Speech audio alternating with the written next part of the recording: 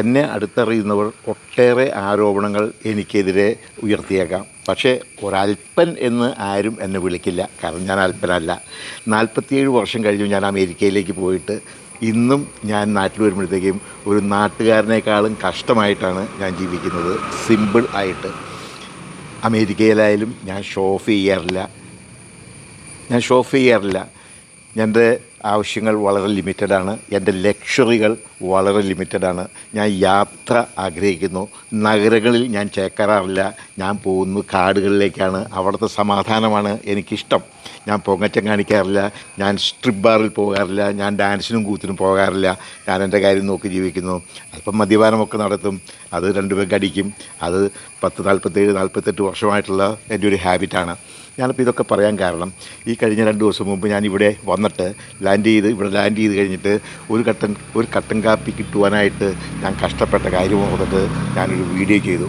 ഞാനത് നമ്മുടെ കേരളത്തിലെ മലയാളികളെ, എൻ്റെ സഹോദരന്മാരെ അധിക്ഷേപിക്കാനോ ആക്ഷേപിക്കാനോ അല്ല. നമ്മുടെ രാജ്യം രക്ഷപ്പെടാത്തത്, ഈ കേരളം രക്ഷപ്പെടാത്തതിൻ്റെ കാരണം ഇതാണ്. പറയുമ്പോൾ ആരും ദേഷ്യപ്പെടേണ്ട. നമ്മുടെ ജനങ്ങൾ വളരെ അലസരാണ്. അവർ മടിയന്മാരുടെ ആശാന്മാരാണ്. അവർക്ക് ജോലി ചെയ്യാൻ കഴിയില്ല. അത് ഞാൻ എല്ലാവരെയും പറ്റി പറയുന്നില്ല കേട്ടോ. പക്ഷേ ഒത്തിരി പേര് ജോലി ചെയ്യുന്നില്ല. ജോലി ചെയ്യുന്നത് എങ്ങനെയാണ് എന്ന് നിങ്ങൾ വിദേശ രാജ്യങ്ങളിലൊക്കെ പോയിട്ട് നിങ്ങൾക്ക് അറിയാൻ സാധിക്കും. That is right. നൗ അത് വേറൊരു കാര്യമുണ്ട്. ഇവിടുത്തെ മലയാളികൾ നമ്മളെല്ലാവരും വിദേശത്ത് ചെല്ലുമ്പോഴത്തേക്കും നമ്മൾ വിദേശികളെ പോലെയാകും. വിദേശത്ത് ചെല്ലുമ്പോഴത്തേക്കും നമ്മൾ എന്ത് ചുരുക്കന്മാരാണ്. കൃത്യനിഷ്ഠ എന്ന് വെച്ചിട്ടുണ്ടെങ്കിൽ കൃത്യനിഷ്ഠ, ഹാർഡ് വർക്ക് എന്ന് വെച്ചിട്ടുണ്ടെങ്കിൽ ഹാർഡ് വർക്ക്. അതുകൊണ്ടല്ലേ അമേരിക്കയിലും യൂറോപ്പിലൊക്കെ പോകുന്ന മലയാളികളും ഇന്ത്യക്കാരും വിജയിക്കുന്നത്. അത് അറിഞ്ഞുകൂടായിട്ടല്ല, അലസതയാണ്. നൗ ഈ ഹോട്ടലുകൾ എന്ന് നമ്മൾ പറയും, അമേരിക്കയിൽ റെസ്റ്റോറൻറ്റുകൾ എന്നൊക്കെ പറയും. ഇവരൊക്കെ നമ്മുടെ അവിടെ അമേരിക്കയിലുണ്ടല്ലോ 5 മണി 6 മണിയാകുമ്പോഴത്തേക്കും തുറക്കും. എന്തിനാണ്? ജോലിക്ക് പോകുന്നവരും പണിക്ക് പോകുന്നവരും ആ സമയത്താണ് വണ്ടി എടുത്തുകൊണ്ട് ജോലിക്ക് പോണത്. 7 മണിക്ക് ജോലിക്ക് പോകണവൻ 5 മണിക്ക് 6 മണിക്ക് എഴുന്നേറ്റ് വണ്ടി എടുത്തുകൊണ്ട് പോകുമ്പോഴത്തേക്കും അവന് ബ്രേക്ക്ഫാസ്റ്റ് കഴിക്കാനും കാപ്പി കഴിക്കാനും കടകൾ തുറന്നിരിക്കും. ഞായറാഴ്ചകളിൽ ഒരു സിം കാർഡ് പോലും ഇവിടെ കിട്ടില്ല. ഈ കേരളത്തിൽ ഞാൻ വന്നിട്ട് ഞാൻ പറഞ്ഞു, ഒരു സിം കാർഡ് എനിക്ക് വിളിക്കാൻ പറ്റുന്നില്ല ആരെയും. ഒരു സിം കാർഡ് കിട്ടുന്നില്ല. കാരണം ഞായറാഴ്ച എല്ലാം ഒഴിവാണ്. ലെറ്റ് മീ ടെൽ യു സുഹൃത്തുക്കളെ, യൂറോപ്യൻ രാജ്യങ്ങളിലും അമേരിക്കയിൽ പ്രത്യേകിച്ചും നേരെ ഓപ്പോസിറ്റാണ്. ഏറ്റവും കൂടുതൽ ബിസിനസ് നടക്കുന്ന ദിവസം ശനിയാഴ്ചയും ഞായറാഴ്ചയാണ്. അന്ന് കാരണം അന്ന് ഓഫീസുകൾ ഒഴിവാണ്. അതുകൊണ്ട് അവർ തുറന്നു വയ്ക്കും. ഗ്രോസറി കടകൾ 24 മണിക്കൂറും തുറന്നു വയ്ക്കുന്ന കടകളുണ്ട്.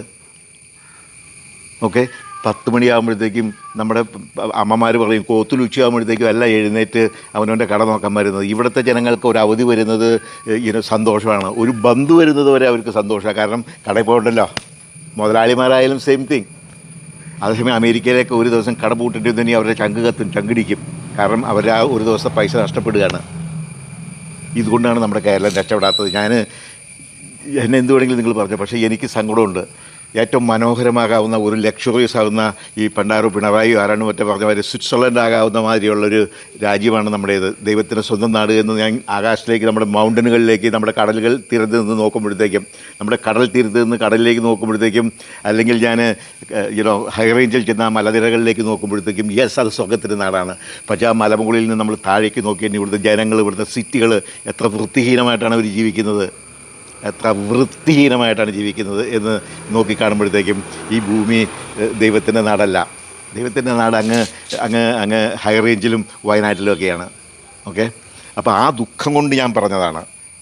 ഓക്കെ, നിങ്ങൾക്ക് മലയാളികൾക്ക് ഡ്രൈവില്ല. അവർക്കൊരു ഒരു ഡ്രൈവ്, വിജയിക്കണമെന്നുള്ളൊരു ഡ്രൈവില്ല. ഓക്കെ, എല്ലാവരും ഒരേ ബിസിനസ്. ഇപ്പോൾ ഞാൻ ഈ റോട്ടിലേക്ക് ഇറങ്ങി കഴിഞ്ഞാൽ ഈ മുട്ടിന് പച്ചക്കറി ബിസിനസ്, ഉദാഹരണം ഞാൻ പറഞ്ഞത്, മുട്ടിന് പച്ചക്കറി. അതായത് ഒരുത്തനൊരു കട തുടങ്ങിയിട്ടുണ്ടെങ്കിൽ അവനെ വിജയിക്കാൻ സമ്മതിക്കത്തില്ല. അതിൻ്റെ മുറ്റത്ത് തന്നെ വേറൊരു പച്ചക്കറി ബിസിനസ്. അല്ലെങ്കിൽ ഒരുത്തനൊരു ഫോൺ കട തുടങ്ങിയിട്ടുണ്ടെങ്കിൽ അതിൻ്റെ ഓപ്പോസിറ്റ് അല്ലെങ്കിൽ നെക്സ്റ്റായിട്ട് വേറൊരു ഫോൺ കട, മൊബൈൽ കട. അല്ലെങ്കിൽ ബേക്കറി. ഇത് ഞാനിപ്പോൾ താമസിക്കുന്നില്ല, 2 ഷട്ടറാണ്, ഒരേ 2 കമ്പനിക്കാർ. ബേക്കറി. ഒരുത്തനൊരു ബിസിനസ് ഉണ്ടെങ്കിൽ അത് നോക്കി അവിടെ അടുത്ത് ചെയ്തൊരു കോമ്പറ്റീഷൻ ഉണ്ടാക്കാതെ വേറൊരു സ്ഥലത്ത് പോയി തുടങ്ങുക. അല്ലെങ്കിൽ പുതിയതായിട്ട് എന്തെങ്കിലും ബിസിനസ് കണ്ടുപിടിക്കുക. ഇതൊന്നുമില്ല. നമ്മുടെ ജനങ്ങൾക്ക്, നമ്മുടെ ഇവിടുത്തെ കേരളത്തിലെ ജനങ്ങൾക്ക് ഒരൊറ്റ ജോലിയേ ഉള്ളൂ. അത് ഗവൺമെൻറ് ജോലി. ഇവിടുത്തെ ജോലി എന്ന് പറയുന്നത് സർക്കാർ ജോലി ഉണ്ടോ എന്നുള്ളത് മാത്രമാണ്. അമേരിക്കയിൽ നേരെ ഓപ്പോസിറ്റാണ്. സർക്കാർ ജോലിക്ക് പോകുന്നവർ ഒരു പെൻഷൻ കിട്ടും, അല്ലെങ്കിൽ അത് കിട്ടും, ബെനിഫിറ്റ് കിട്ടുമെന്ന് കരുതി മാത്രമാണ്. പക്ഷേ പ്രൈവറ്റ് സെക്ടറിലാണ് ഏറ്റവും കൂടുതൽ ശമ്പളം കിട്ടുന്നത്. പ്രൈവറ്റ് സെക്ടറിൽ ഗൂഗിളിലും അതുപോലെ തന്നെ പിന്നെ മൈക്രോസോഫ്റ്റിൻ്റെ ചീഫിനൊക്കെ എത്ര കോടി ഡോളറാണ് ഒരു വർഷം കിട്ടുന്നത് എന്ന് നിങ്ങൾക്കറിയാവോ? അതേസമയം നമ്മുടെ അമേരിക്കൻ പ്രസിഡന്റിന് കിട്ടുന്നതോ തുച്ഛം $450,000 എ ഇയർ. അതാണ് അദ്ദേഹത്തിൻ്റെ ശമ്പളം. അത് അദ്ദേഹം വാങ്ങുന്നുമില്ല. അപ്പോൾ ഞാൻ പറയുന്നത് വെച്ചാൽ നമ്മുടെ നാട് ഇങ്ങനെ നശിക്കുന്നതും രക്ഷപ്പെടാതിരിക്കുന്നതും നമ്മുടെ നാട് നമ്മുടെ അലസതയാണ് ബഹുഭൂരിപക്ഷം ജനങ്ങളുടെയും. കർത്തവ്യബോധമില്ല, ഉത്തരവാദിത്ത ബോധമില്ല. ഞാൻ തുറന്നു പറഞ്ഞതിന് നിങ്ങളെന്നെ ചീത്ത വിളിച്ചാൽ ഞാൻ ഉദാഹരണം കാണിച്ചു തരാം. ഓക്കെ, എല്ലാവരും രമ്യകർമ്മങ്ങളായ വലിയ വീടുകൾ മേടിച്ചു വയ്ക്കും, വലിയ വീടുകൾ. ആ വീട്ടിൽ നിന്ന് ഇറങ്ങുന്നവൻ അവൻ്റെ വീട്ടിലെ വേസ്റ്റേജ് കൊണ്ടുവന്ന് തള്ളുന്നത് ഞാൻ കണ്ടിട്ടുണ്ട്. ഞാൻ എൻ്റെ കണ്ണാലെ കണ്ടിട്ടുണ്ട്. ആ കളമശ്ശേരി മെഡിക്കൽ കോളേജിൻ്റെ മുമ്പിൽ ചെന്ന് നോക്ക്, ഗാർബേജ്. ഈ പറയുന്ന മാന്യന്മാരായിട്ടുള്ള സിവിലൈസ്ഡ് ദൈവത്തിൻ്റെ സ്വന്തം നാട്ടിലെ മക്കൾ കൊണ്ടുവന്ന് ഗാർബേജ് എറിയുന്നത്. ഒരു രാജ്യത്തും അങ്ങനെയില്ല. ഞാൻ ഇതിലും ദരിദ്രമായ, കേരളത്തെക്കാളും ദരിദ്രമായ രാജ്യങ്ങളിൽ കൂടി ഞാൻ സഞ്ചരിച്ചിട്ടുണ്ട്. ഇത്രയും വൃത്തിഹീനങ്ങളായിട്ടുള്ള മനുഷ്യർ, വൃത്തിയില്ലാത്ത മനുഷ്യർ, വൃത്തിബോധമില്ലാത്ത മനുഷ്യർ.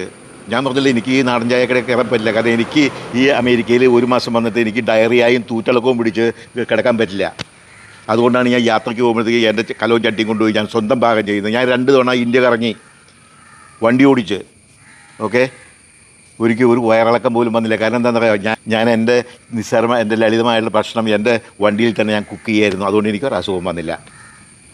ഓക്കെ, അപ്പോൾ ഇനി നിങ്ങൾ എന്നെ പൊങ്കാല ഇടുക പറയുകയാണെങ്കിൽ പൊങ്കാല ഇട്. അപ്പോൾ ഞാൻ കുറച്ചും കൂടി നഗ്നസത്യങ്ങളെയും വിളിച്ചു പറയാൻ ഇഷ്ടം പോലെയുണ്ട്. നഗ്നസത്യങ്ങൾ എനിക്ക്, ഇവിടുത്തെ കാര്യങ്ങൾ എനിക്ക് മലയാളികളെ, കേരളത്തിലെ ജനങ്ങളെ ചീത്ത വിളിക്കണമെന്നുണ്ടെങ്കിൽ എനിക്ക് പറയാനായിട്ട് ഇഷ്ടം പോലെ കാര്യങ്ങളുണ്ട്, ഇഷ്ടം പോലെ കാര്യം. അപ്പോൾ ഞാനൊരു ഹ്യൂമറസ് രീതിയിൽ ഞാൻ പറഞ്ഞപ്പോഴത്തേക്ക് നിങ്ങൾക്ക് പലർക്കും അത് രുചിക്കുന്നില്ല. നിങ്ങൾ അമേരിക്കയിൽ അങ്ങനെയൊക്കെ ആയിരിക്കും, ഇവിടെ ഞങ്ങൾ ഇങ്ങനെയാണ്. അതൊന്നുമല്ല.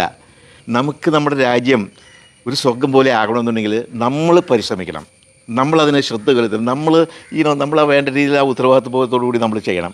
അപ്പോഴാണ് നമ്മുടെ രാജ്യത്തിന് ഈ ഉന്നതി ഉണ്ടാവുള്ളൂ. ഞാൻ പറയുന്നത് വെച്ചാൽ നമ്മളുടെ വീടിൻ്റെ പരിസരങ്ങളും നമ്മൾ മുറ്റവും നമ്മുടെ മുറ്റവും കാത്തു സൂക്ഷിക്കുന്ന പോലെ നമ്മുടെ പരിസരങ്ങളും നമ്മുടെ റോഡുകളും കാത്തു സൂക്ഷിച്ചാൽ മതി. Thank you very much.